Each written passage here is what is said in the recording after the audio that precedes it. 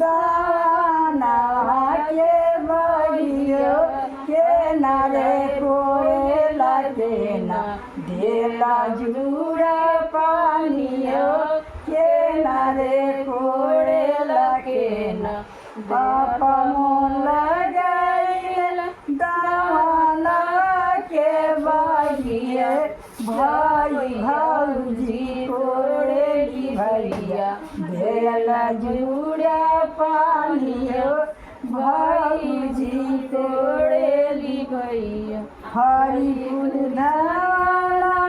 भइल कचना रो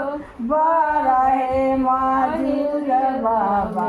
दाना कथा में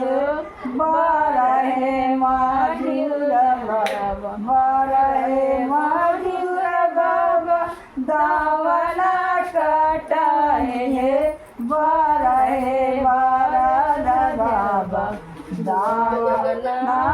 बरहे वरद बाबा दावना नाधन हो अरे हाकेल कामन दुलह मन चित लगाई हो हाकत हाकत दुलहे गैल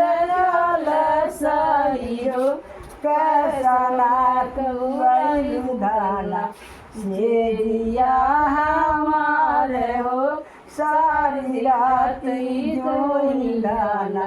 बटिया दोहार हो कैसे के